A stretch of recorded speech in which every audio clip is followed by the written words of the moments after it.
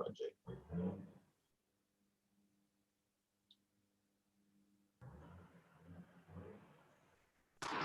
Hey, good morning again, everyone. It is 9:09 a.m. Okay, it's 9:10. Good morning, welcome, and thank you for joining us for this webinar on the past, present, and possible future of rainwater harvesting in the Caribbean. My name is Jean-Pierre Kavanagh. I'm the Visibility and PR Consultant of the Investment Plan for the Caribbean Regional Track of the Pilot Program for Climate Resilience. We call it Caribbean Regional PPCR for short because the project name is a mouthful, and I will be your host for this morning's webinar. Before we begin, I would like to set some ground rules, and really these are applicable for the Q&A session. Because of how the webinar platform is set up, when you're ready to ask a question as an attendee, a host has to unmute you for you to participate. If you'd like to make a comment or ask a question, you can raise your hand. And if you want to raise your hand, there's an icon labeled participants at the bottom center of your screen. You can click the button raise hand, and a host or a co-host will unmute your mic and allow you to speak. I'm asking you to be aware of your video and your audio settings to avoid static feedback. Also, when your mic is unmuted, please ensure that the device is out of the path of the wind or a fan to ensure that the presenters and attendees can hear you clearly. You can also use the Q&A function or the chat to ask any questions or make any comments. I would like to especially welcome the persons you'll hear speak today. We'll hear greetings from the Program Manager for the Caribbean Regional PPCR, Mr. Ainsley A. Henry. Our presenters today are Clive Carpenter from GWP Consultants. His presentation will provide an overview of the entirety of the project's work in rainwater harvesting systems in the Caribbean. This also includes the relevance of rainwater harvesting to the region, assessments of previous initiatives done, and discussing pieces of training that were held with water professionals. Our second presentation will come from Dr. Lindonne Glasgow from St. George's University. Dr. Glasgow will discuss the public health considerations in constructing rainwater harvesting systems and how best to mitigate risk. Put it simply, she'll talk about how we ensure that when we catch the water and we want to use it, we don't get sick from it. Richard Coutou from Environmental Solutions Limited. And Richard will talk about how to build rainwater harvesting systems at the household level, inclusive of what materials you need to select, how to cost them, and maybe what costs you may incur building your system, and also how to add rainwater harvesting to your existing plumbing systems.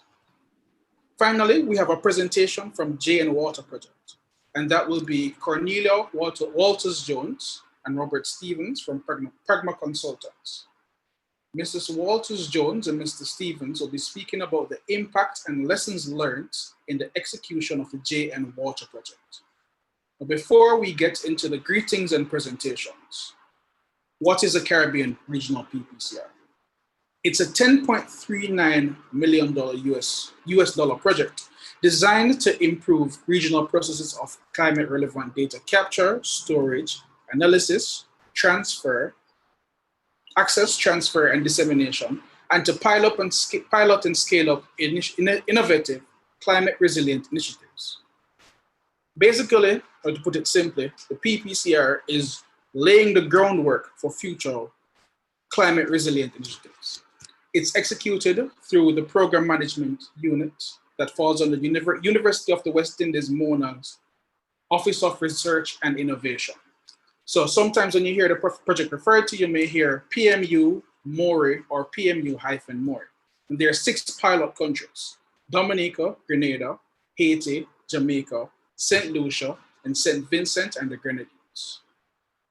The work that we're talking about today falls under component 4 of the project, which focuses on applied initiatives, and specifically this side of the project is looking to make it easier at both the policy and implementation level to create better rainwater harvesting systems. Now I invite Mr. Ainsley A. Henry to bring greetings on behalf of the project. Okay, good morning, everyone. As Jean-Pierre just indicated to you all, the project does have a lot of partners, and it is on behalf of these partners that I sit here today to bring greetings. I bring greetings on behalf of the Inter-American Development Bank, through which the grant has flown from the Climate Investment Funds, who are the ultimate funders of this project, and of course, from the Mona Office for Research and Innovation, who are executing this project on behalf of the University of the West Indies. We're very excited to have this webinar today because we're very proud of the work that has been done under the consultancy of this particular subcomponent. GWP consultants out of the UK have done quite a body of work, and they've also provided an innovative design, we believe, that is of interest and value. And so we're trying to ensure that all of our partners across the region are able to see and hear and understand about some of the stuff that has been done. We also felt it would be beneficial to have a discussion surrounding the context of financing for rainwater systems, and hence we've asked the JN Water project, and they've kindly agreed to be here today to discuss that as well. The implications of health, as had been mentioned, will also be discussed via our partner from the University of St. George. And we're very hopeful that this will be beneficial to all of the participants here today. So again, on behalf of the IDB, Maury, Yui, and the Climate Investment Funds, thank you for taking the time. Welcome and have a good day. All right, thanks, Enzo. Now for the presentations. Our first presenter is Clive Carpenter, and he's a partner, head of water resources and chief hydrogeologist at GWP. Clive has 20 years experience in groundwater and surface water resources development, management and planning, groundwater control and dewatering, environmental impact assessment, and groundwater contamination remediation, including borehole construction and pump testing, hydrochemical and geophysical surveys, numerical modeling, and remote sensing. He's an accomplished project management and international development specialist. He has designed and managed multi-million-dollar development programs, has been a governmental and intergovernmental advisor on sustainable water management, has coordinated and developed international multi-stakeholder partnerships, and held advisory positions to the United Nations Commission on Sustainable Development. Clive holds a number of senior technical advisory positions, including the European Federation of Geologists, panel of experts on hydrogeology, EFG representative to the European Union Water Initiative Integrated Water Resources Management Working Group, International Association of Hydrogeologists, British National Chapter Committee Secretary, roster expert to the Global Environment Facility Scientific and Technical Advisory Panel, and formerly a governor alternate of the World Water Council. Clive will be speaking to us about the overview of what the project was doing and introducing us to why rainwater harvesting is relevant, as well as speaking about previous initiatives and what we have done as a project. Clive? Thank you, JP, and thank you, Ainsley, and thank you everyone for taking the time today to attend this webinar. Just boot up my presentation for you. JP, let me know if you can't see anything. Okay. See you, Clive. Okay, excellent. So what we're going to talk to you today is the findings of an 18-month-long project, which forms part of this regional regional program on climate resilience. And we're going to talk to you about a new approach to household rainwater harvesting, which is based upon the lessons of looking at the activities that have been undertaken in the past and the opportunity it presents for improving resilience in the region in the future. As has been already stated, this forms part of the regional PPCR project, and the main focus of the PPCR project is to upscale investment in climate risk resilience. So PPCR identified that rainwater harvesting has the potential to increase the security of household water supply, increase its resilience to climate change risks. And this is the focus of their interest in rainwater harvesting.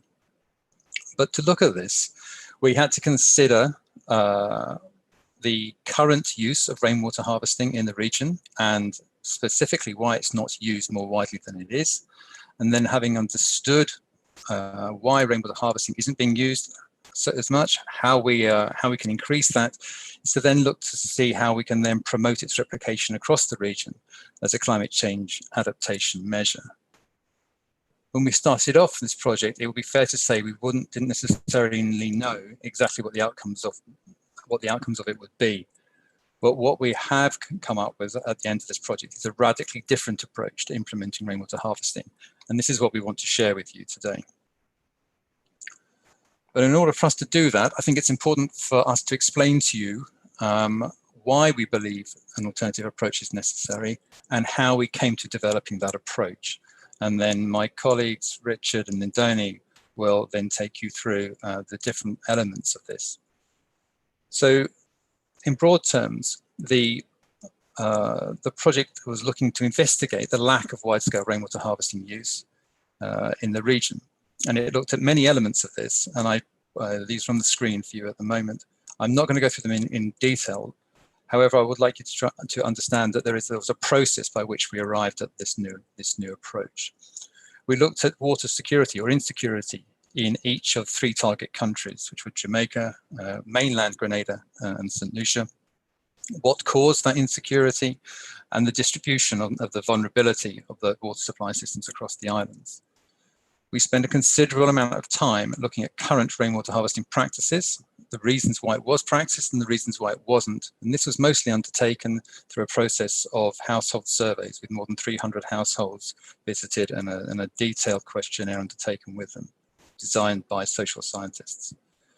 We looked at what previous rainwater harvesting initiatives had been undertaken and captured some of their successes, understood their limits and their failures. And we've spent a considerable amount of time looking at rainwater quality issues. We know that this is a concern for many households from rainwater harvesting, for householders, and why they may not be using rainwater harvesting for drinking and cooking purposes. We needed to understand what policies and incentives currently existed in the countries that could be supporting the rainwater harvesting practice. And we looked in considerable detail at the costs associated with it, and to what extent incentive mechanisms, financial incentive mechanisms, could be introduced that might influence those financial costs and therefore change people's decision-making and their behavior. Out of this, we identified that a new approach to rainwater harvesting was necessary. And this we call rainwater harvesting incremental or step-by-step risk reduction. And that's water quality risk and climate risk reduction. And my colleagues will be taking you through this in more detail in the next couple of presentations. We developed a series of rainwater harvesting training materials, which are widely available and have been delivered in each of the 3 countries. And we then developed a series of policy, legislation, and financial incentive instruments that could be introduced into each of these countries and across the Caribbean to promote the wide-scale uptake of rainwater harvesting in this new form. But it was important for us to understand exactly what the nature of rainwater harvesting was or is in the region, as well as why it's not happening. And this needed to be an evidence-based understanding. So the project undertook a series of household surveys, which we call CAP surveys. And CAP stands for Knowledge, Attitudes and Practices of Householders. And these were carried out across communities in Jamaica, mainland Grenada and St. Lucia, in areas that had been identified through a process of climate change risk mapping as being vulnerable to water supply insecurity. And I put on the screen here these key findings that started to lead us towards a need for an alternative approach to rainwater harvesting.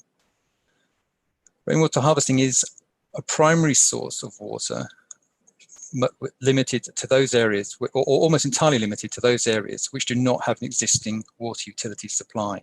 An example of that would be rural Jamaica, but also would be, for example, Coutou off Grenada. Rainwater harvesting is, however, widely used as a secondary water source, but only as a secondary water source, with water utility being the main source in most of the islands. The water utilities have 96 to 98% penetration in St. Lucia and mainland Grenada, maybe up to 70% in Jamaica. Where rainwater harvesting is used as a secondary source, it's most commonly used in the drier areas and or in areas which suffer from frequent utilities interruptions. So we identified that there was a link to a need for rainwater harvesting and its uptake. Commonly though, rainwater harvesting, which is mostly used as a secondary water source, is undertaken in an ad hoc or informal way. And the infrastructure that's used reflects that. So barrels and tanks would be used or identified as being used island-wide across the 3 islands, with tanks that are more purposeful in their use, which provide greater storage, and perhaps deliberate rainwater harvesting tanks are only really used in those drier parts of each country. The rainwater harvesting systems, which are largely ad hoc, generally have little maintenance, although the amount of maintenance was better in these drier areas than the non-utility areas, as the importance of rainwater harvesting became more obvious. Across all of the islands, rainwater harvesting is mostly used, or most widely used, during periods where the utility supply fails. And interestingly, the utilities most commonly fail, and the rainwater harvesting is most widely used during the storm seasons. There being perhaps 3 or 4 water utility outages a year not being uncommon, but it might take an exceptional dry season before water supply is required for rainwater harvesting is required to address that shortage, or that the utility fails because of a lack of water. Water quality concerns, we know, are a major barrier to use, and this was something that was identified readily in the household surveys, with generally untreated water being considered as not suitable for drinking or for cooking. Interestingly, in the drier areas, it was up to 5 times more likely that treated rainwater in the drier areas, it was 5 times more likely that rainwater harvesting would be treated, and then it was used for drinking. So where there is a need to drink it, there is a solution. Lastly, costs of rainwater harvesting were perceived, rightly or wrongly, to be too high, and that this was seen as a major barrier to preventing uptake. We undertook an extensive review across the region and further afield of what existing materials and projects had been delivered, and also what existing guidelines existed. And there were some commonalities with these, which didn't start to sit well with the needs of householders. So there is a tendency, but this is not always, but this is an overarching tendency over these 150 plus guidelines, that the designs, the construction and the maintenance tend to focus on newly constructed, best practice, and therefore reasonably expensive entire rainwater harvesting systems, including all of the elements of rainwater harvesting. The guidelines tend to focus on best practice, so they also tend to focus on expensive options, and they tend to be quite technical, which suits practitioners, technical practitioners, engineers, architects, project managers, and so on, but perhaps makes them somewhat less accessible for other householders and other stakeholders. There is fairly little recognition of cost as an inhibitor to rainwater harvesting uptake, with best practice solutions often being provided with rainwater harvesting project interventions that are gifting these structures. There's generally a little consideration of the fact that rainwater harvesting, for the most part, to the majority of the householders, is not their main source of supply. It's an auxiliary supply. Their desire to invest in it is therefore more restricted. More often than not, there was a failure to adequately assess and design for the issue of drought risk and how to reduce that drought risk. Sometimes there was over-design, which makes the systems too expensive and therefore makes them unpopular in terms of people taking these up. Or there could be under-design, which in areas which suffer from drought, this is obviously a critical issue. There was generally little consideration of the exposure of these rainwater harvesting systems to other climatic risks, such as tropical storms and hurricane winds. And if you want them to be operating when the utilities are down during these periods, it's critical that they are designed and in such a way that they will continue to function during those periods.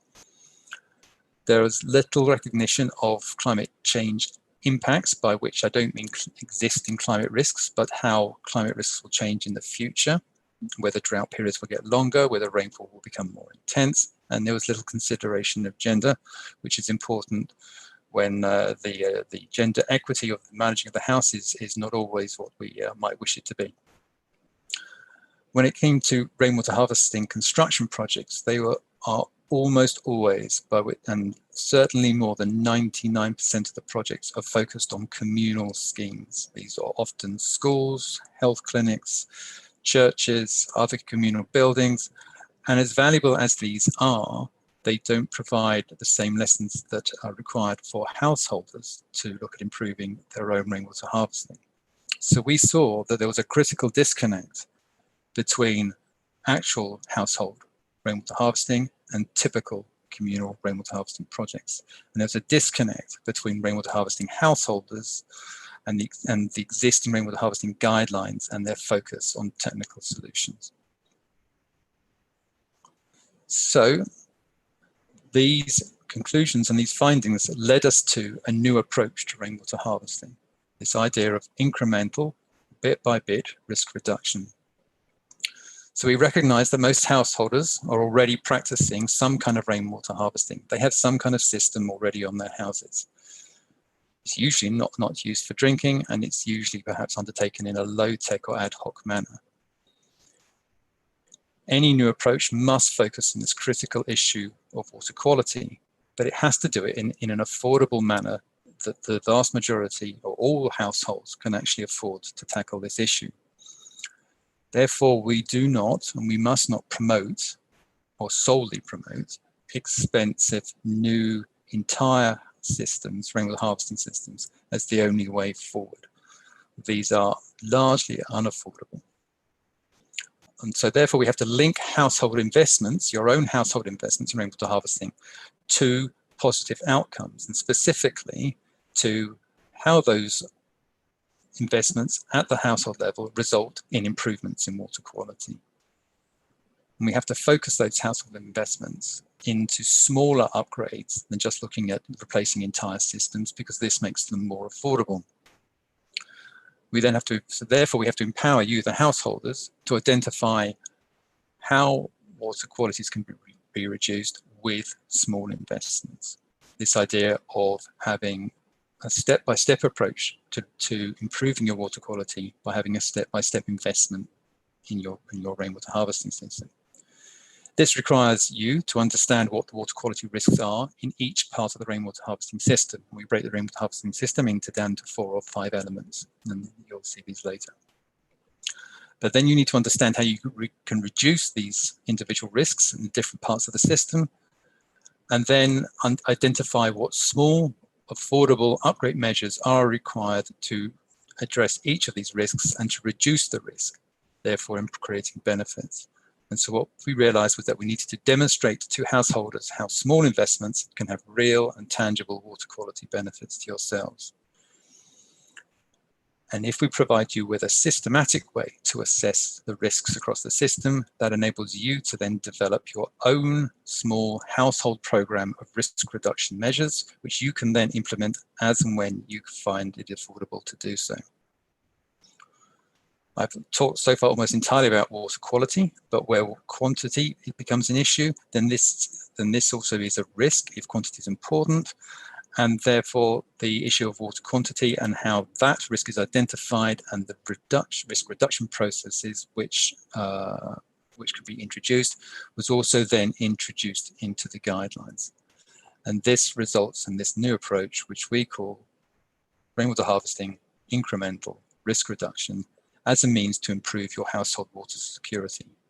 Not specifically on its own in isolation, but as a means to back up and to support your existing water supplies during those critical periods when they're no longer available. And that is actually a map of how we've mapped out the vulnerability of St. Lucia to drought, which I will not go into details now. But that concludes my introductory session. And I hand back to you, JP, to introduce the next presenter. Thank you so much, Clive, for establishing the context that we're working in and some of the gaps that were identified and why we've decided to move forward with promoting an incremental approach to rainwater harvesting. Our second presentation comes from Dr. Lindonne, Glasgow, Assistant Professor and the Deputy Chair in the Department of Public Health and Preventative Medicine at St. George's University in Grenada. She is from Grenada, and for over 10 years, she worked with public and private organizations in Grenada and later in several Caribbean countries to undertake projects funded by regional and international organizations, including the Caribbean Development Bank and International Fund for Agricultural Development. At SGU, her activities are primarily centered on environmental health and global health. Some of her recent major projects focused on pesticide use and health risk in the Caribbean, harvested rainwater quality monitoring, antibiotic stewardship in food animal production, and human health, and climate change and ecosystems. Currently, she's leading in the development of a wastewater recycling project in Grenada, in collaboration with Global Challenges Research Fund, One Health Network. Dr. Glasgow is a co-editor of the book, Public Health Themes in Grenada and the Caribbean Region. One of her most outstanding work was conducting the first study in Grenada to estimate the prevalence and burden of foodborne diseases, for which she was awarded a Leaders Award from the International Conference on Emerging Infectious Disease Centers for Disease Control and Prevention and the U.S. Department of Defense Armed Forces Health Surveillance Center in 2010. In 2018, she conducted the first study in Grenada to investigate the relationships between the socioeconomic characteristics of farmers and the use of agrochemicals at levels that were found to be hazardous to human health in the Agriculture Health Study in the United States. Dr. Glasgow is a Windward Islands Research and Education Foundation, WINDREF Research Fellow. Dr. Glasgow. Thank you very much for your introduction, and good morning, everyone. For some of you, it might be afternoon or maybe even evening. So thank you for joining us. And I'm going to share my screen here. Okay. All right, so I take it you can see my screen. Yeah, see that clearly. Okay, great. So I'm going to present on public health considerations and risk-based approaches in rainwater harvesting. This is the public health side of rainwater harvesting. And so I want to begin by speaking about two major concepts that needs to be considered as we talk about rainwater harvesting, and that is water security and water safety. So according to UN Water, when we speak about water security, we need to consider not just supplies, and usually that's where we stop, ensuring that we have sufficient water, but we also need to consider the safety of the water that is consumed. So three main concepts underpin water security according to UN Water, and that is ensuring that we have a regular or continuous supply, also ensuring that that supply is adequate to meet our needs, be it our livelihood activities, our regular activities, etc. For hygiene purposes, sanitation, etc. So we must have adequate quantities. And lastly, we need to ensure that the water quality is acceptable, that the water is safe for consumption, and use of the water does not lead to any major adverse outcomes, such as diseases and other environmental problems. So water security must incorporate those three concepts. And as we talk about rainwater harvesting, we have to consider whether we are able to harvest sufficient water and that we are able to maintain, and by the time we consume this water, that it is still safe, that it is wholesome, and that it is also sufficient to meet our everyday or regular needs. Now, the World Health Organization has provided some guidelines that are very critical to consider when we speak about water safety. And the two main approaches that must be considered, even at the individual household level and at other community and municipal levels, is that of risk assessment. We need to understand what risk we may encounter or may be present from the use of water from these sources. And as we consider risk assessment, we need to think about not just at the point of consumption, but from catchment, the source of this water, across all of the different parts or elements in the system onto consumption. So the storage of this water, the distribution of this water needs also to be considered. And we need to understand what risk may prevail along this continuum. The other thing we need to consider also is risk management. So once we would have identified risk in these systems, we need to consider how now we can control those risks, how we can manage those risks so that there is no threat to our health and our well-being as well as the environment. So important is for us to recognize the pathway, that connection, or that environment that facilitates that connection between source and receptor. Yes, we are going to have pollutants in the environment. And yes, we are going to store water, but we can break the pathway and ensure that hazardous substances do not enter into our stored water and therefore pose a risk to our health. And as we identify control measures, some of which we are going to speak about in my presentation and after by another presenter in more details, we need to consider how we are going to implement those measures. So Clive already spoke about the significance of costing for addressing or for developing rainwater infrastructure. So we need to consider how we are going to implement, what will it cost, etc., to implement, what do we need to do specifically, but also how do we monitor on a continuous basis to ensure that risk is well managed.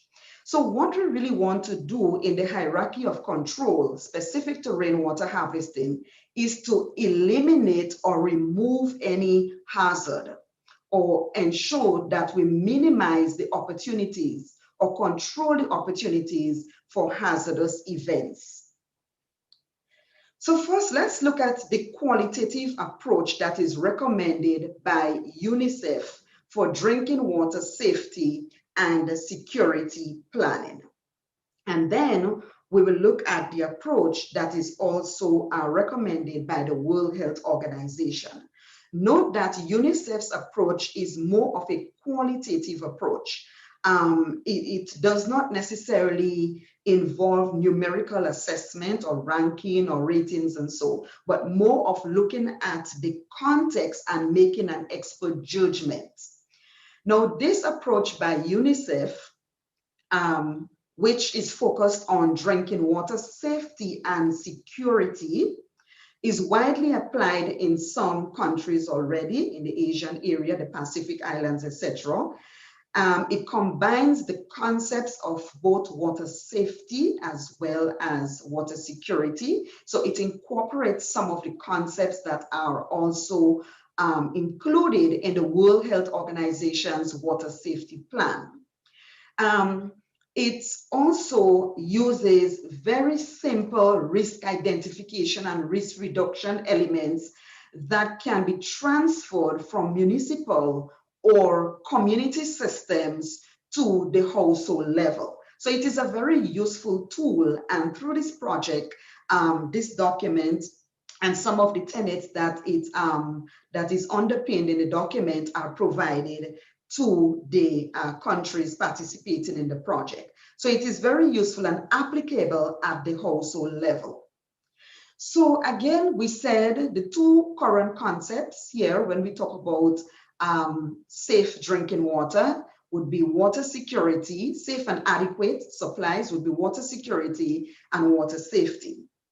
And according to UN Water, as we said before, we're speaking here when we refer to water security to ensuring that there is sustainable access to adequate quantities, that the water we consume does not lead to any diseases or adverse outcome, both to humans and the environment. Water aid also refers to ensuring that there is a reliable access to water of sufficient quantity. In essence, saying the same thing, water security, and ensuring that we can manage the risk. And the WHO water safety planning focuses on the management of risk to water safety.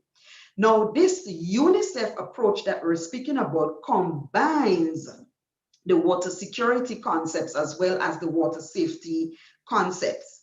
And it looks at management of risk in the system and scaling up of the infrastructure in a way that there is sufficient quantity of acceptable or safe water. And when that would have been accomplished, then we can consider households or communities as being water secure. So there must be management of risk, and there must be upgrades in terms of ensuring that the quantity of water is available, the quantity of the safe water is also available. And this is what we mean by water security in a very holistic manner. So let's look now at applying the tool to the rainwater harvesting system. As I said before, most of the tools are geared towards municipal and community-based systems, but they are very applicable to the rainwater harvesting systems as well. So in the UNICEF's document, there is reference to identifying risk. We must understand what are the hazardous substances or practices that are present. And then we need to also identify some of the existing control measures that are already there to reduce risk. We need to move beyond that, though, to now qualify other additional risk in the system or in the immediate environment of the system. And when we talk about risk here and identifying risk, we are not only speaking about the substances that may be present or the pollutants that may be present in the system. We also have to speak about behaviors, human behaviors, and other environmental factors that constitute hazards and therefore increase the risk to human health or the potential for us to be affected in an adverse or negative manner.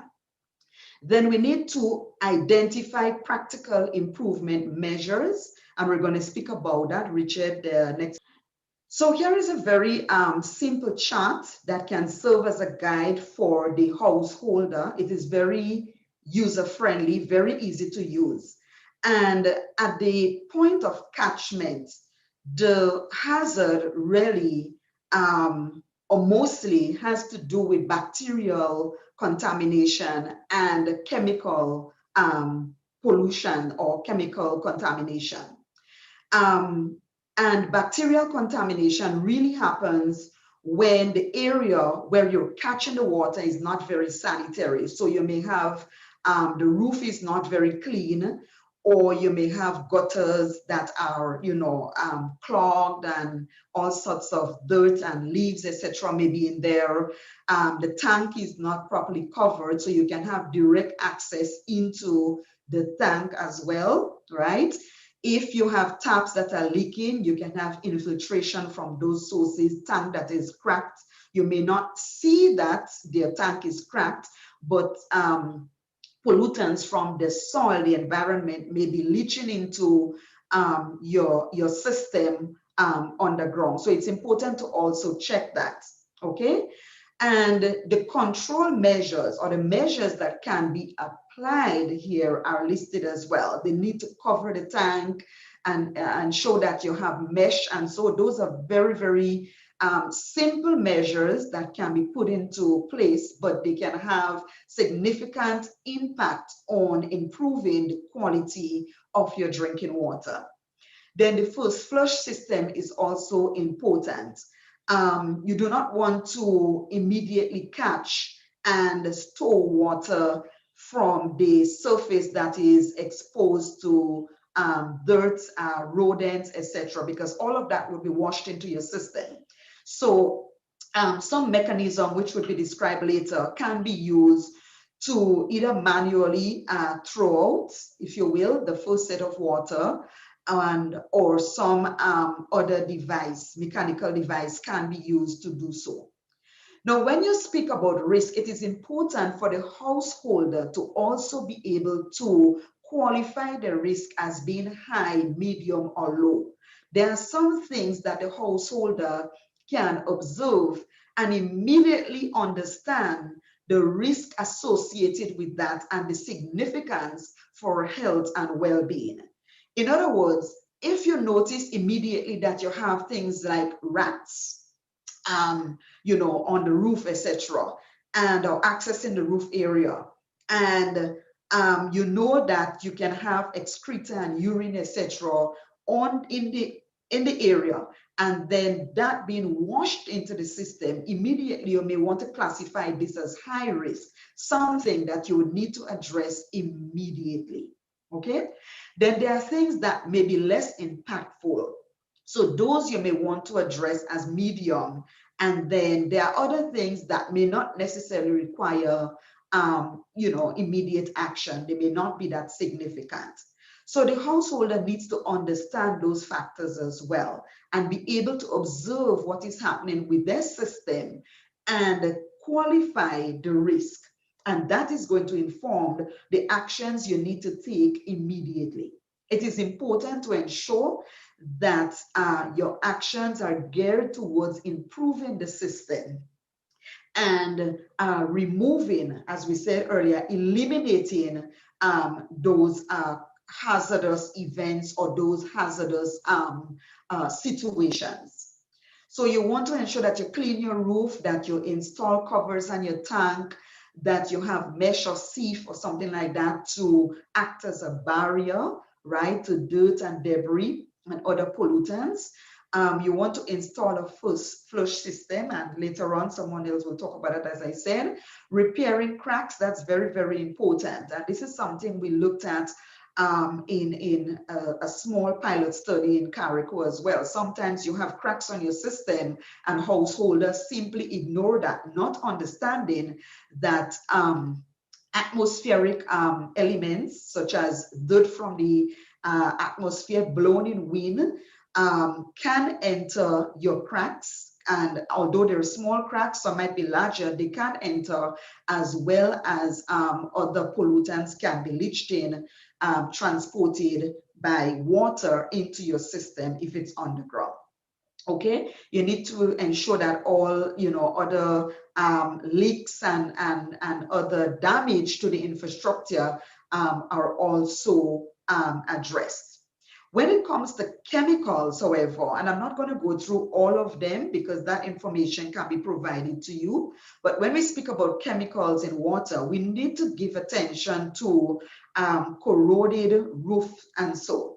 Sometimes we have the metal roof and it's very corroded, and all of those elements are being washed into water, and you can have certain interactions that can be very, very hazardous. So you need to ensure that the first water, which would sort of catch all of those pollutants, are not do not enter into your storage system as much as possible. Okay, so there are the improvements that you can undertake to address that. Chemicals in your water: install filters, replace painted roof or even corroded roof. Some paints do contain substances that are very, very toxic, such as VOCs and so.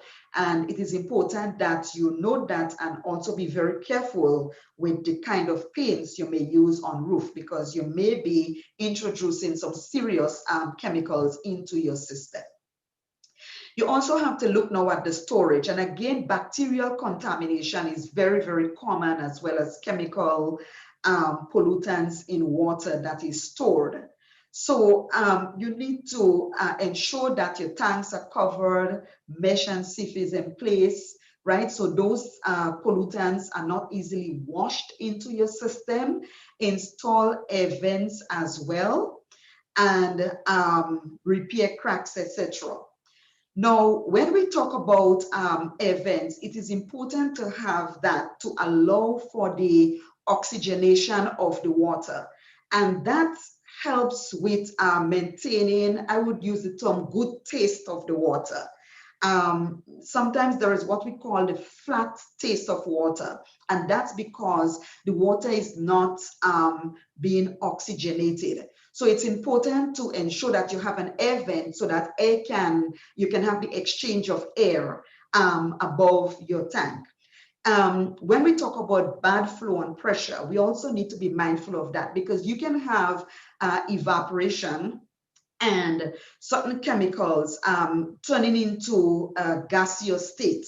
And if you do not have an air vent, then they remain in the tank, in the area, and there is a buildup of pressure from these vapors that can again react with the water and cause chemicals or other compounds to be formed that can be toxic or hazardous. So it is important to ensure you have air vents so you can let out hazardous gases and release the pressure in your tank, and at the same time have overflow pipes as well, so that anything in suspension can flow out.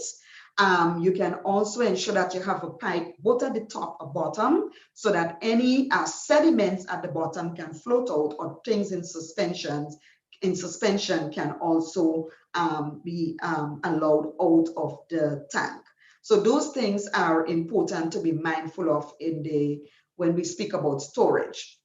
Then the distribution, again, note bacterial contamination and chemical contamination.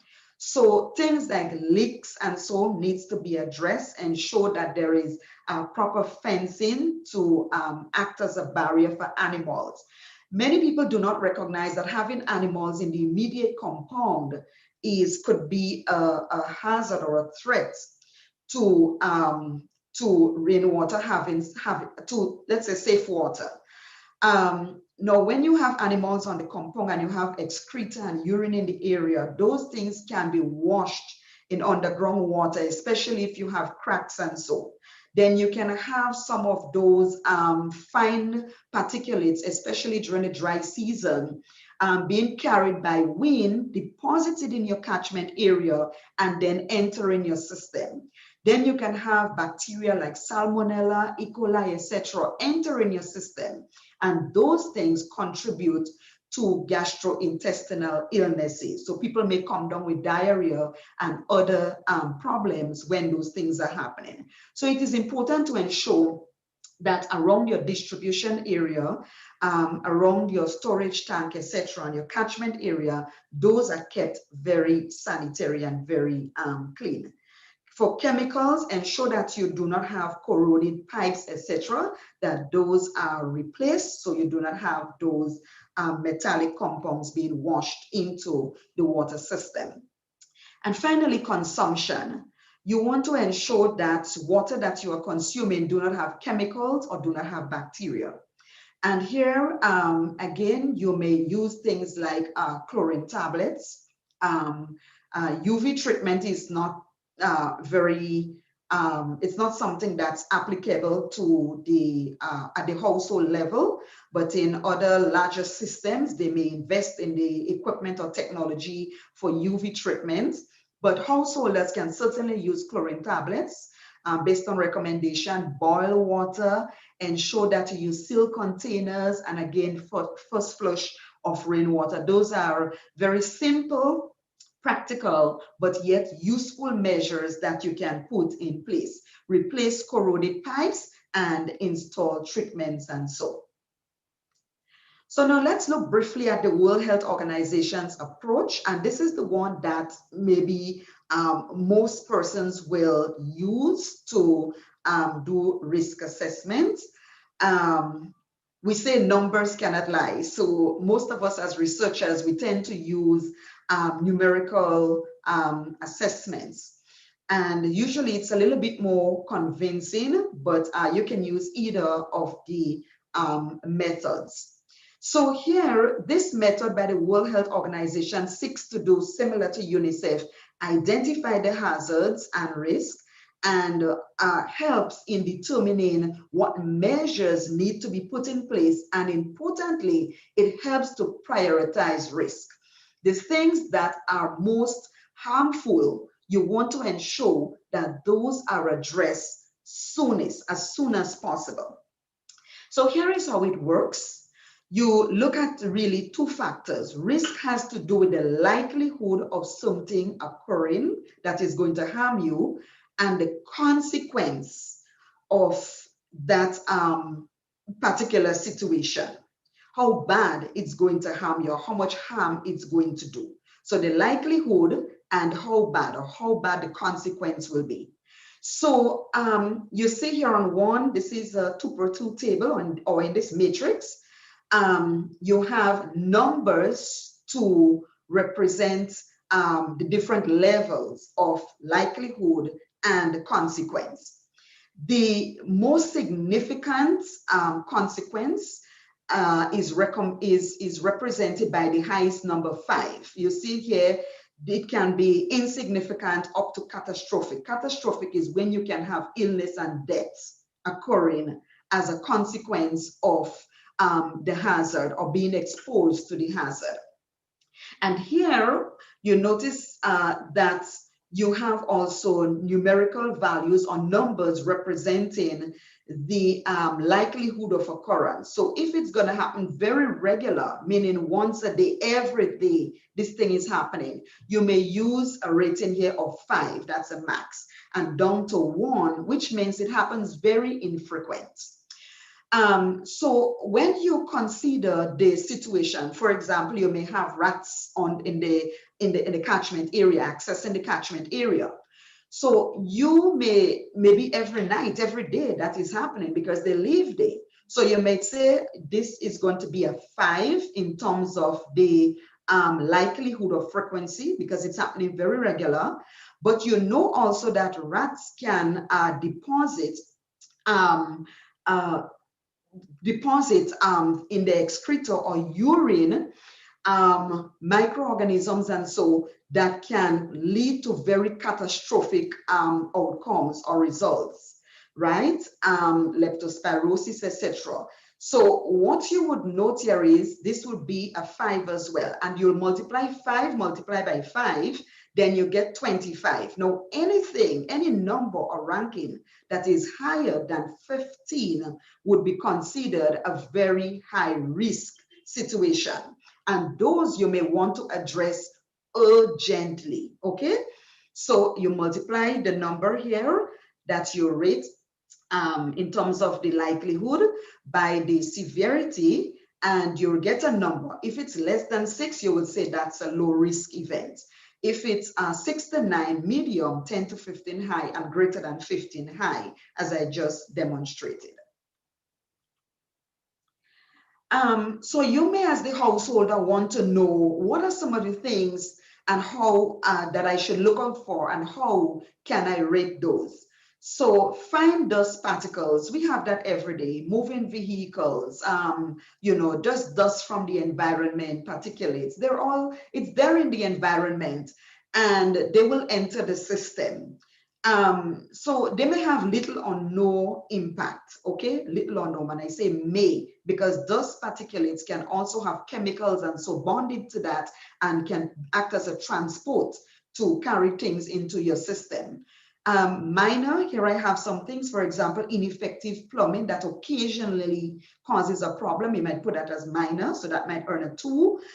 Moderate, leaks in the distribution system, where you can have widespread problems because constant leaching or infiltration of polluted water into your tank can cause a widespread problem over time. Pesticides is a major problem. If you have agriculture in the area and people are spraying, and those things the mist can enter into be deposited on the surfaces and be washed into the system. Microorganisms from human and animal excreta, for example, could be very catastrophic. So those are things that you want to look at, and how you can actually rank those kind of events. And my final slide is now to show you how you can develop a simple table at home. You look again at what is happening in your environment, the risk factors or the hazard. You rank those, right? The likelihood multiplied by the consequence in terms of the values that you give those. You get a risk rating score. And then you can look at the measures now, or the actions that you need to take, that Richard is going to go on to speak about, some of the actions you can take and the cost to address such actions. And Richard is going to give you some idea as to some of the costing that you may have to undertake to address some of those. But again, if you notice it's high risk, you want to address those immediately. Medium, maybe in the not too distant future. And if it is of no risk, the event is very little or no risk, maybe you may not address those immediately. There is probably not such an urgent need to do those in the immediate period. Thank you very much. That's the end of my presentation. Thank you so much, Lindonne. You've given us a thorough breakdown of some of the risks that exist in very, very simple terms. Things that we can all look for when creating our rainwater harvesting systems. Our third presenter is Richard Coutou. He's an environmental analyst at Environmental Solutions Limited. Richard holds a BSc and a Master in Philosophy in Geology from the University of the West Indies, Mona. He also has an MBA with specialization in energy business management from the Arthur Locke Jack Graduate School of Business in Trinidad. Richard has experience in coastal hazards through working with the Marine Geology Unit at the Department of Geography and Geology at UA, and has worked on other consultancies and projects both in business management and geology. Projects include environmental impact assessment, resources assessments, reservoir basin analysis, and project evaluation and financing. Now, before I let Richard begin, we'd like to thank Carpenter as well in their assistance in the health portion of the water side of applied initiatives. Their assistance has been invaluable. Richard? Thank you, JP. Good morning, good afternoon, everyone. I am gonna take you through, just get this prepared. All right, so I'm going to just take you through, take a look at some typical household rainwater harvesting installations that I have found around Jamaica. Then we'll look at prioritizing some risk reduction measures, really using a technology ladder, incremental technology ladder, as Clive described, which was developed for this project. We'll look at some costs for rainwater harvesting installations, and also a decision tree for drought risk reduction, particularly when it relates to water quantity. We will discuss drought management, and we will like to introduce also a daily water balance calculator for drought risk reduction when considering rainwater harvesting. So these two images represent some rainwater harvesting installations, household level rainwater harvesting installations that I've found across Jamaica. And you typically see these a lot in rural areas where there's limited water supply. To the left in North Clarendon, this community has no utility water supply. Rainwater and truck water is used to supply. You could see the tank at the side for rainwater harvesting. That water is used for non-potable sources. The community actually, they'll buy water to use for drinking purposes. They'll use that water for other things. On your right in North St. Catherine in Jamaica, they use this water for all purposes. It's actually mixed with pipe water. The piped or utility water is not reliable. And so they mix this and they use this for all purposes, including drinking water as well. I know they used to do some limited amount of chlorination to the water, but I know they do not boil the water for any potable uses. And these are sort of the typical installations that you see in rural parts of Jamaica.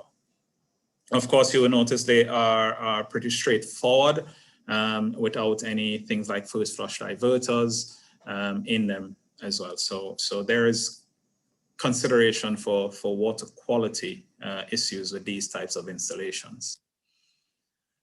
So when you're prioritizing risk reduction for your rainwater harvesting, you must consider for either new builds or households where you can stress test your designs using risk tools, which Lindonne just described.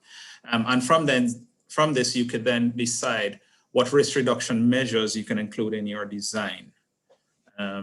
And based on your budget, you could, of course, take incremental steps in implementation. As Clive described, initially, a lot of rainwater harvesting programs or developments always looked at very expensive installations, and these are not very suitable for households. And so this incremental allows you to reduce risk over time by using different measures along your rainwater harvesting system. So we developed a ladder of technologies which could use for all components in your rainwater harvesting system. This includes your catchment, storage, distribution, and considering your consumption. So this is a summary of the rainwater harvesting technology ladder. It considers water quality and water quantity in terms of risk reduction. And of course, as you go up the ladder, there is an increased use of technology, but that comes with an increase in costs. So let's look at this a little further. And for your catchment, consider that for rainwater harvesting, your catchment would be like for a household, would be like a roof or a shed. And so you may have to consider the debris from that roof. Are there any trees, excrement from birds, animals around? That could impact your water supply. So you could install first flush system. You could do cleaning and debris of your roof and gutter. This could be generally inexpensive. I find in rural Jamaica, a lot of persons do this themselves on a yearly basis or maybe every 2 years. If that is also, additionally, you could also install a first flush system that captures your first set of water or rainfall that falls onto your catchment area. And this water is diverted and not sent to your storage system. First flush systems could be automatic, where the household person will be required to sort of divert the water themselves, or you have automatic first flush systems. So what is important with a first flush system is that you would be required to understand how much water you should flush from your system. Some guidelines predict or indicate that you should allow for the first 5 minutes of rainfall water to be flushed out your system before it's captured in your storage. And of course, we could go up to installing things like debris collectors or gutter screens to prevent large debris from entering into your system, and you could repair your roof, of course, where possible, or change your roof type. I think considering for this as well, you also have to look at whether there's a lot of vegetation or trees around your building or your house that could impact the amount of debris, as well as trees also encourage birds and other insects that could introduce other biological contaminants to your system. When we look at storage, what you could do is, most people are in a lot of situations, you install a drain at the tap at the base of your tank, and that allows you to drain the tank as well, and clean the tank, which may collect some sediments at the base. Placing covers or screens at the tank also is quite useful in terms of reducing the amount of debris that falls into the tank, and of course, disinfecting and including bleach, using bleach or chlorine in your tank. Now, it is very important you understand the quantities of bleach or chlorine to be used in your water tank. There is a calculation for how much bleach you should use in your water tank in order for the water to be safe and effectively reduce the amount of contaminants. I would like to highlight here that tanks are usually black for a reason. We have seen different types of storage systems, a lot of barrels or even clear tanks or those whitish tanks used. But consider that you want to reduce the amount of sunlight that enters the tank to reduce sort of biological activity within your tank.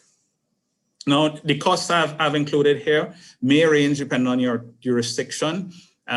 They range from 0 to 25 for here, and that is because a lot of these things could be done quite easily and quite cheaply with basic household stuff or household material or things that you can pick up at any hardware to reduce your risk of contamination.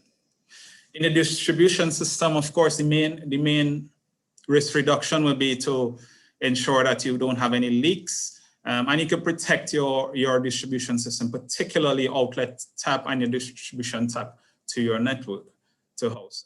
If water, in a lot of instances, the storage tank is just connected to a tap, and people use buckets and stuff like that to take the rainwater harvesting for consumption. And that has to be very careful, because introducing something like a bucket could introduce further contaminants to your harvested rainwater.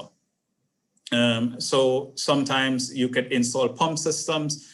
Now, if you are not using the water if you're using the water for potable sources and you install a pump system, you have to consider water treatment for that water.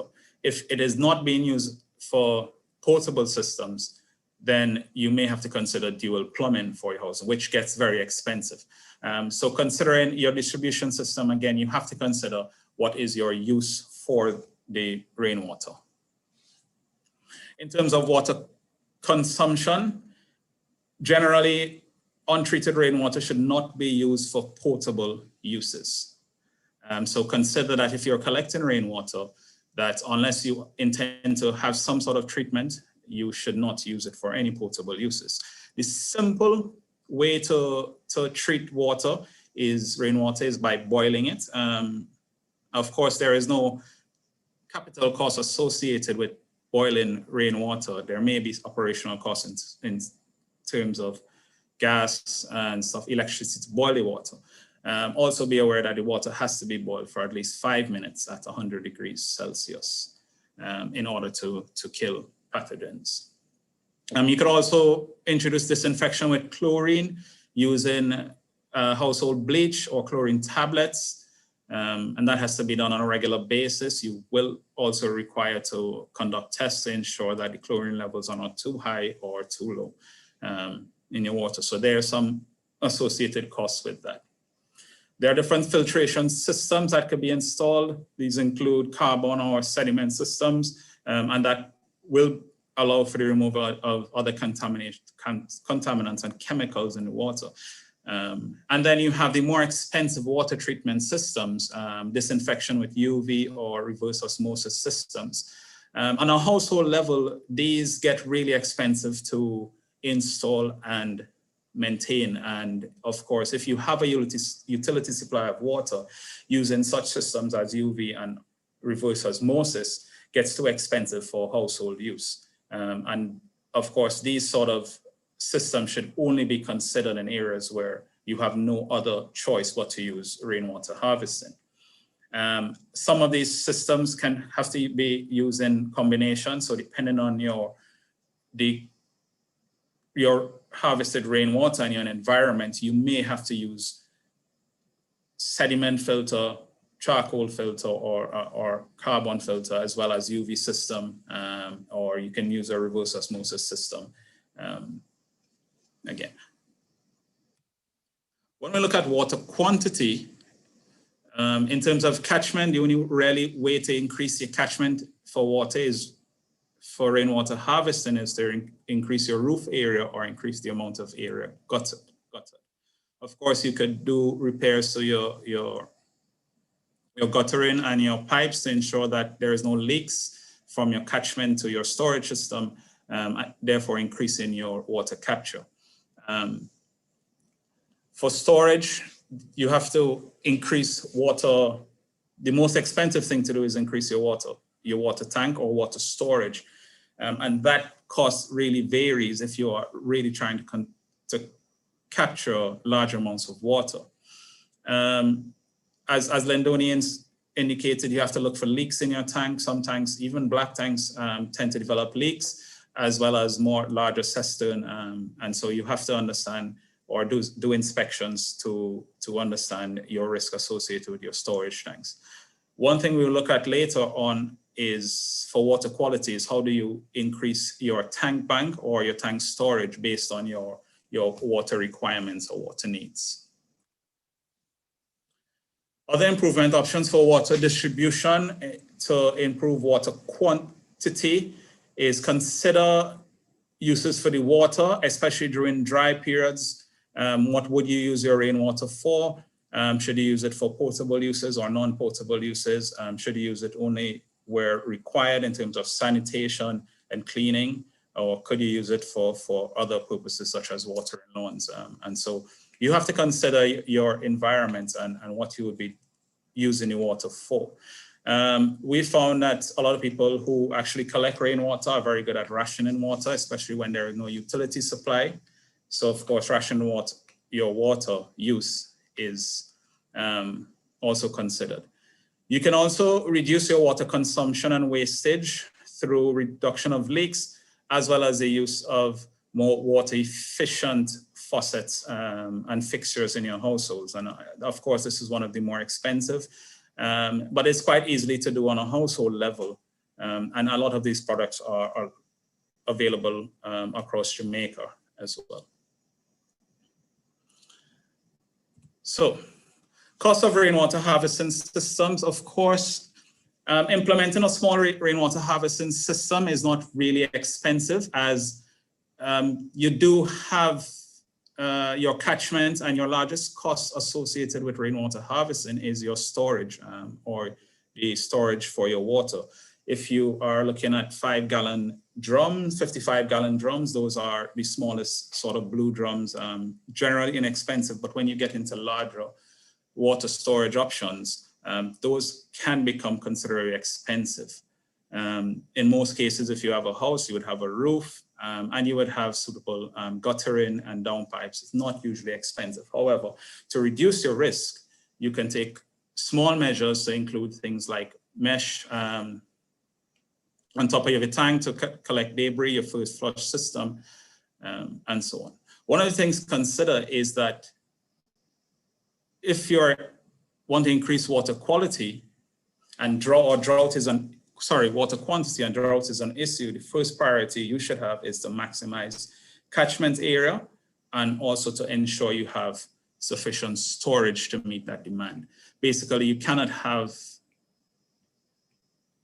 store water that you have not captured, and of course you would not have water quality issues if you actually don't have any water.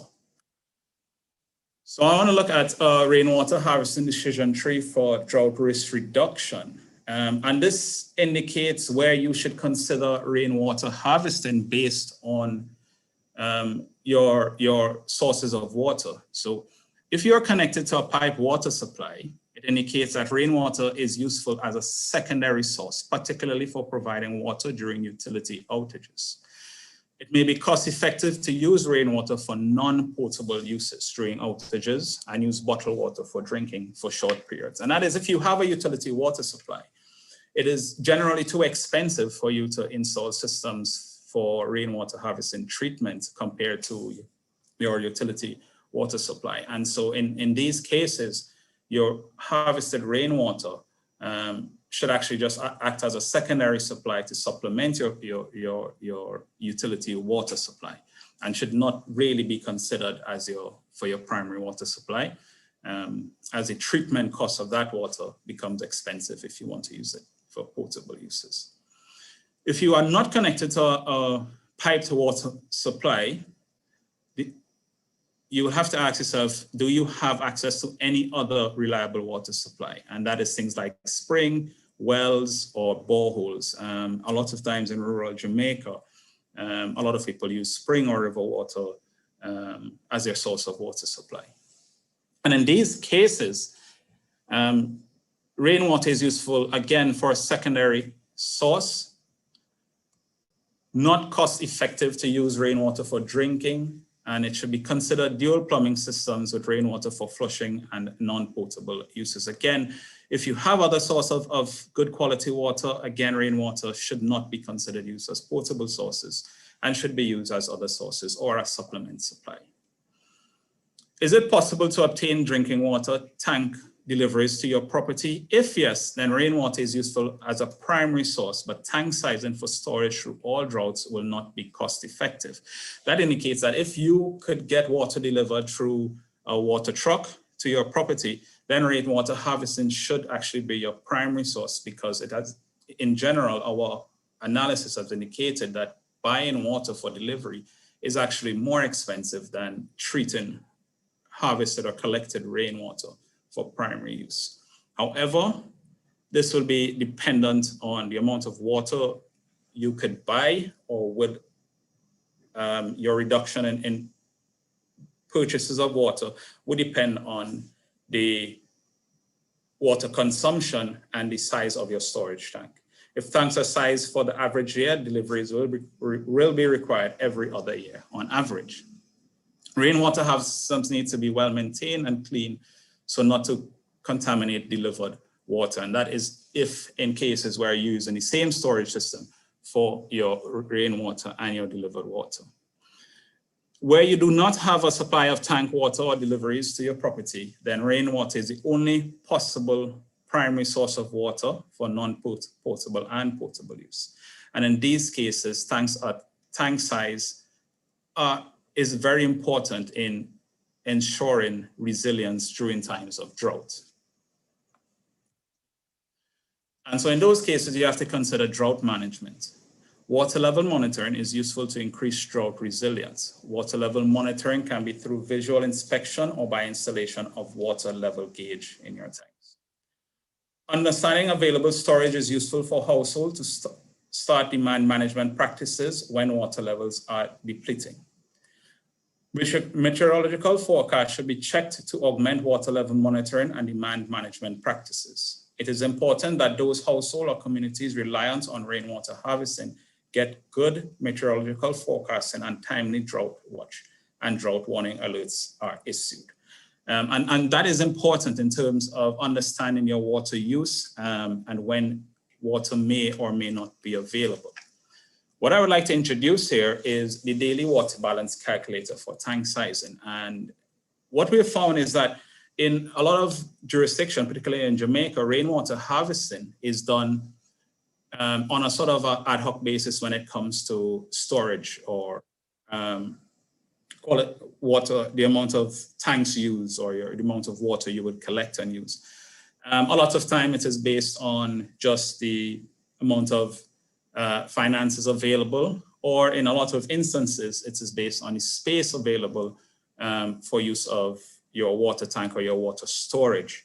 If you look at more rural, more urban areas in Jamaica, many people have challenges with the amount of water that can be stored because they just don't have the space to put large water tanks or storage tanks. However, in rural Jamaica, that case is different. However, storage is just really just based on finances or you know, best guess decisions, and there is very little aspects taken into the use of the water, the person demand or amount of quantity of water that we use on a daily basis, as well as rainfall quantities amount, which is quite important for rainwater harvesting, particularly now in times of climate change when drought periods are becoming more intense and much longer.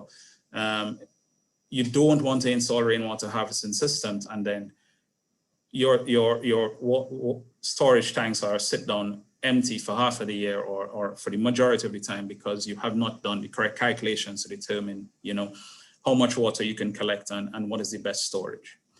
So I'm going to just introduce to you an Excel sheet for daily balance water calculator.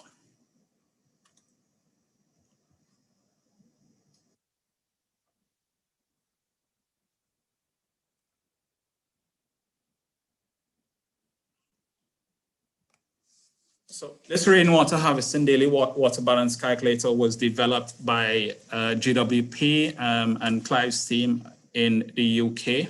And it's a very simple tool which could be used for you to understand your rainwater harvesting needs based on your current conditions. And it's quite simple to use in terms of the inputs. You do need, however, some information on rainfall. In here, it requires daily rainfall averages for over at least 5 to 8 year period. And for most jurisdictions, you can get such data from your meteorological office by making a request for your particular area. You can use monthly rainfall data, average rainfall data, but you would have to just make some small adjustments to the Excel sheet to understand your storage and your water options. After that, your basic inputs will be roof area. You can indicate the amount of guttering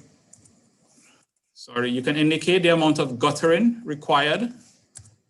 So if the entire roof has guttering, then you could just simply type in 100%.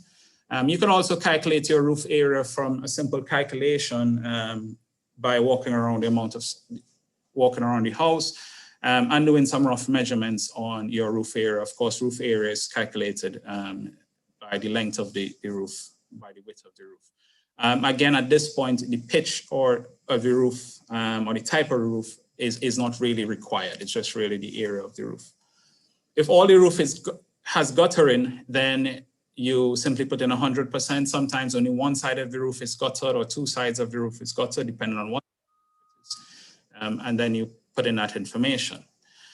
Your runoff coefficient indicates the amount of water that actually can be captured, and it's a number between regularly 0 and 1.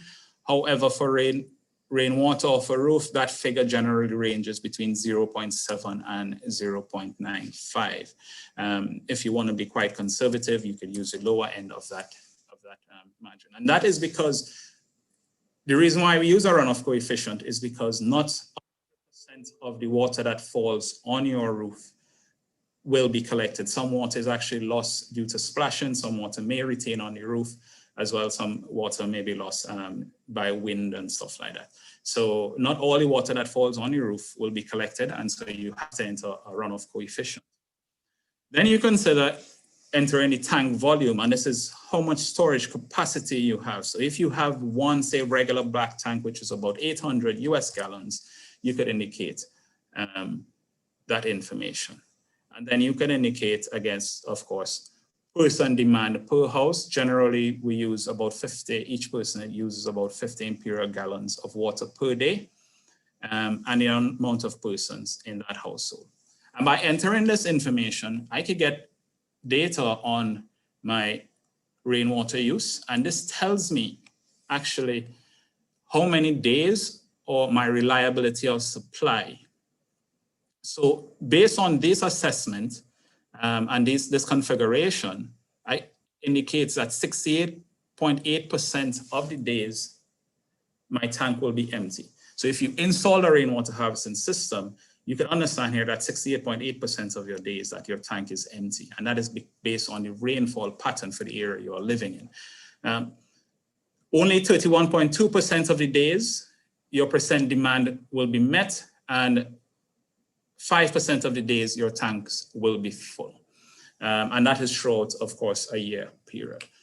And what this allows you to do is then indicate that if I wanted to increase capacity and say I purchase an additional 1,000 gallon tank, I will now have 1,800 US gallons of storage. And you can see how your storage capacity changes. And this way, it's quite easier for you to understand how you can plan and also understand costs with incremental increase of your storage capacity or improvements of your rainwater harvesting system compared to other sources of water. And you can compare those costs for you to understand how you can move forward with developing your rainwater harvesting system and which system is more cost effective. Job here probably would let me know how, if he would share this Excel sheet with all participants. I know we are also working on a video to explain the use of this tool much further. That's it from me.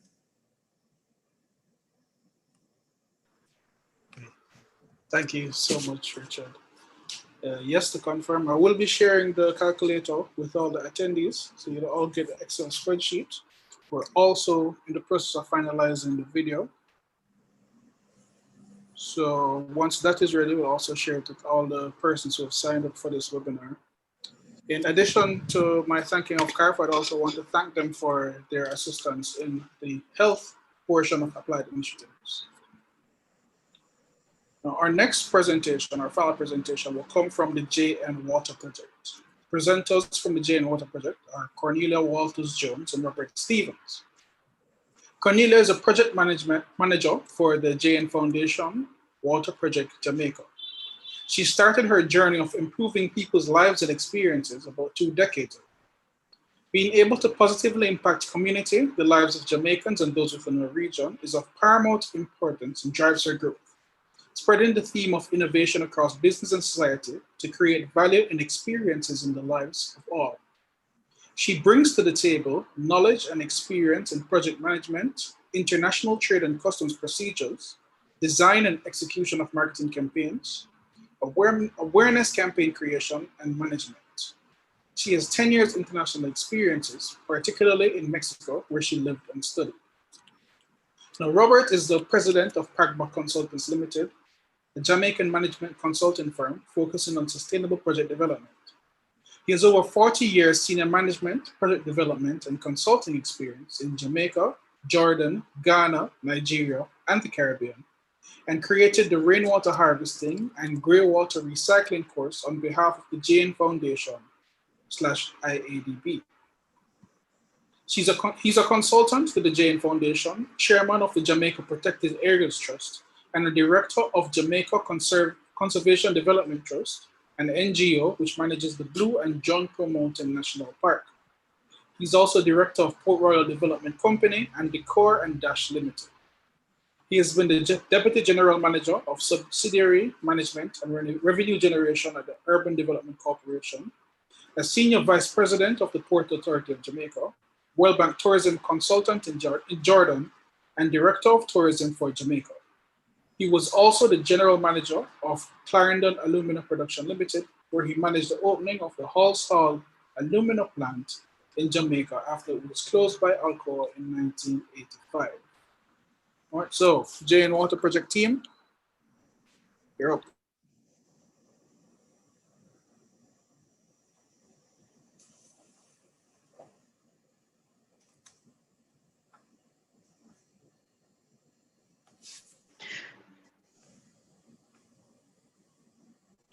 Good morning, everyone.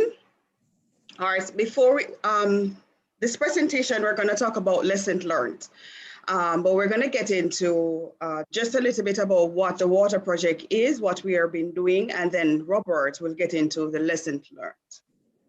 So the mission of the project really is to enhance Jamaica's climate resilience through the use of water adaptation technology in the country's housing sector. And again, great things in business are never done by one person, but they are done by a team of people. And quickly, I'd like to introduce our team to you.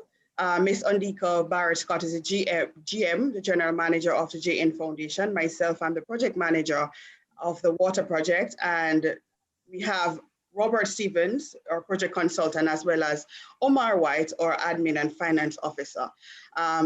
The project objectives, really, there are three. One really is to facilitate the uptake of water adaptation measures in the housing sector, including the use of rainwater harvesting systems, water efficient taps, showers, low flush toilets, efficient irrigation systems, grey water recycling facilities, among other appropriate efficiency measures. And two is to increase climate resilient housing through water awareness, greater awareness of the business and financial cases for developing and building homes with water efficient measures. Three really is to increase efficiency in the use of water by Jamaicans to improve the reliability of water supply and thereby enhance Jamaica's water security and climate resilience. So really and truly, the project has a couple of milestones that we have gone into. For example, we have created an homeowner's guide in water management. We have done a financial and business case. We have also created a water adaptation guidelines for architects, drainage engineers and planners. We have created a course which was ready in Robert's introduction, which we have delivered and will continue to deliver through participation and partnership with the local universities in Jamaica. We have done a pilot project. We have installed a couple of water efficiency measures in 9 households, and we're currently doing a study, interim studies on the effectiveness of those measures that we actually installed. We just currently finished Climate Innovation Challenge, where we're fostering entrepreneurship in the climate space, climate resilient space, and we currently have 3 winners, a first and second and third prize winner. They're going to move on to an accelerator program to create and finish up their business model. And finally, which in March or sometime next year, we're trying to finalize the date for that, we're going to host our Climate Change and Innovation Summit. What we're currently working on. So currently we're working on a climate resilience playbook for the internal staff. We are currently also working on putting up a water saving calculator on our website so people can go in, plug in their daily uses and see what really would be the cost in terms of installing any water adaptation measure and how long will it take for them to really get back the investment or save that from savings. We're also going to be launching, and we continue to doing our awareness raising campaigns. And as I mentioned earlier, we're partnering with local universities to execute rainwater harvesting and grey water recycling courses. And we're planning for the climate resilience, which is coming up. And so I'm going to hand over to Robert, who's going to speak to you about some of the lessons learned. Morning, everybody. And what we're really trying to do is to facilitate the uptake of water adaptation measures in the housing sector all across Jamaica. It's not just rainwater harvesting, but we're looking at water efficient taps, showers, etc., as was mentioned before. We do have a long history of rainwater harvesting in Jamaica. Much of it was for purposes related to watering gardens and things like that. However, I remember my grandmother had a system, and we used to treat the water with pellets of whether it was chlorine or whatever, and then that would be for drinking water, and that would be pumped onto the roof of the house. So there have been rainwater collecting systems throughout Jamaica for a very long time, and in many communities you will see areas where they have catchment tanks, and these are also used for providing water for communities. What we did last year is we designed a rainwater harvesting course, and we delivered it. We had about 60 people who registered. One of the things was that it was free, so a lot of people kind of showed a lot of interest at first, but didn't go beyond the first lesson. We did have 15 graduates. I'm happy to tell you that Richard Coutou was one of the graduates, so I'm very happy to see him presenting today, because it means that he has grown from even learning what he learned in the course and has expanded his knowledge to the point where he can now present at, groups like this. The rainwater harvesting system costs vary, as was pointed out by earlier presenters, and it depends on the extent to which you're going, whether you want to go for rainwater being used for potable purposes, or you're going to go with it just for purposes related to gardens or landscaping, etc. And what we have done with the water project is we have put up rainwater system suppliers on the website. So if you go to the JN Foundation website, the water project, you will find the various suppliers in Jamaica. We're still registering, and we're inviting those who have not yet registered as suppliers to get in touch with us and let us put you up on the website. So when people are involved in putting together these rainwater harvesting systems, they can easily identify who supplies the systems. People usually supply components, so you're going to have to go to a number of suppliers. Right now, I don't think we have one supplier that supplies everything, but you can get various components at various suppliers. All right, but the point is that we're also working with developers. One of the major things is to get developers now to build housing projects where they build in rainwater harvesting into the scheme, and ensure that certainly when you're doing 10 and 20 and all that townhouses, you have a rainwater collecting and treatment system which is providing at least a portion of the water that is utilized by the development. And this goes for high-rise developments or more dense developments in particular, because we want to get to the stage where we can recycle a lot of our water that comes onto the roof or the catchment area that we are designing, and make sure that we can reuse our water and reduce our dependence on the grid. That's it from me. Thank you, Robert. One of the lessons learned from the project really is that awareness is key. We realize that a lot of work needs to be done into ensuring that each and every citizen of Jamaica is aware of the benefits of what rainwater harvesting system. And as Robert had mentioned, even though a lot of persons in the country, and again, rainwater harvesting is based on the geographical location in the country. Some parts of our country has a lot more rainwater harvesting, a lot more rain based on the changing climate patterns. And as I think Clive mentioned and our other presenters mentioned, that as times goes by, it's typically used only when there's a drought. For us to get Jamaicans to change, or Caribbean people to change their concept or, how they feel about rainwater harvesting, I believe that, the systems should be more affordable. Cost is really an issue. Typically in Jamaica, for example, when it comes on to water, the cost of natural potable water is not very high.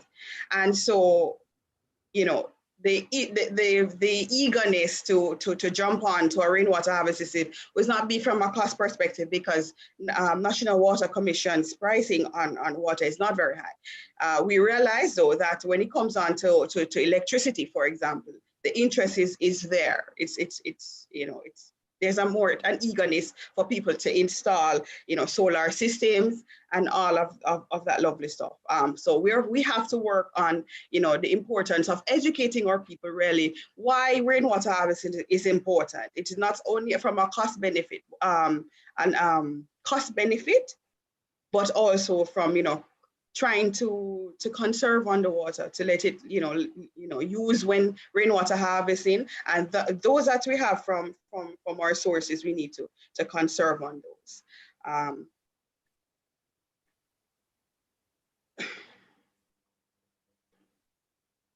I'd like to invite our guests really to visit the Rainwater or Water Project JA to find some of our publications, for example, our water adaptation guidelines, our homeowners guide, and we also have a copy of the business and financial cases for water adaptations. Our information is there, and thank you. JP? Okay, thank you so much, Cornelia and Robert.